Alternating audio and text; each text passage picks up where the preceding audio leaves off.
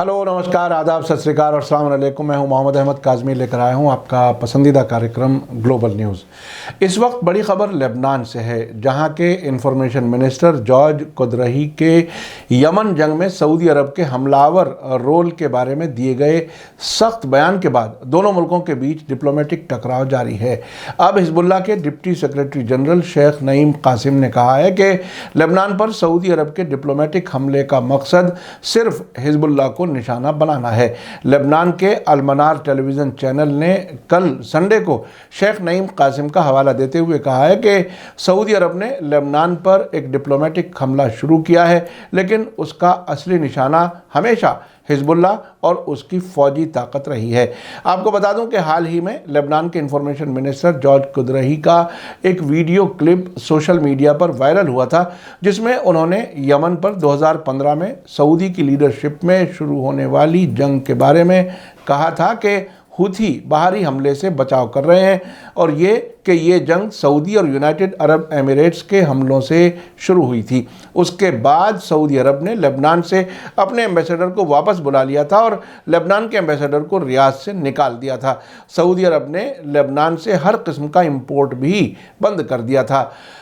Saudi के साथ ही United Arab Emirates, Bahrain और कुवैत ने भी इसी तरह की कार्रवाइयाँ की थी। बाद में ये बताया गया था कि लेबनान के इंफॉर्मेशन मिनिस्टर का ये बयान एक टीवी शो के होस्ट के तौर पर उस वक्त का है जबकि वो मौजूदा प्राइम मिनिस्टर नजीब मिकाती की सरकार में इंफॉर्मेशन मिनिस्टर नहीं बनाए गए थे।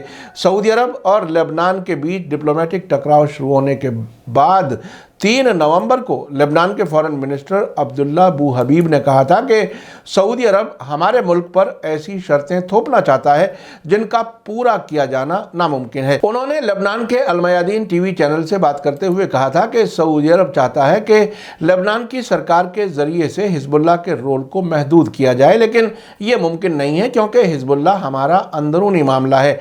लेबनान के फॉरेन मिनिस्टर के बयान से पहले सऊदी अरब के फॉरेन मिनिस्टर फैसल बिन फरहान ने रॉयटर्स से बात करते हुए कहा था कि लेबनान के साथ हमारा कोई डिप्लोमेटिक इख्तलाफ नहीं है। लेबनान की सियासत में हिजबुल्लाह का असर बहुत ज़्यादा है।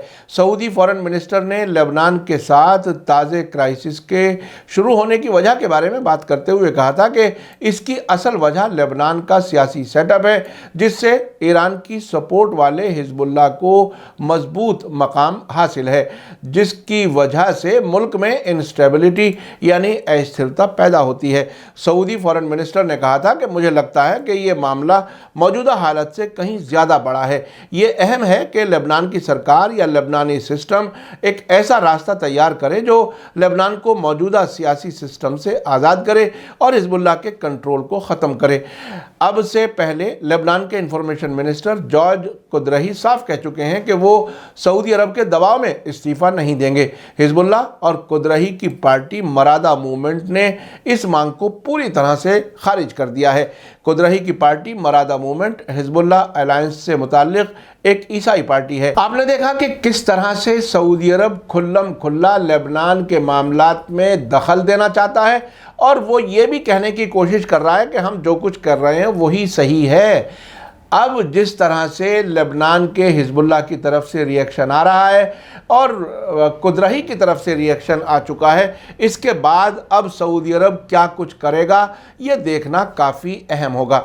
आखिर में आपको याद दिला दूं कि अगर आपने अभी तक media star world YouTube channel subscribe नहीं किया है तो सब्सक्राइब कर लें और घंटी दबाना ना भूलें। और अगर आप हमें फेसबुक पर देख रहे हैं तो हमारे पेज को लाइक करें ताकि हमारी हर नई वीडियो की खबर आपको सही वक्त पर मिल सके।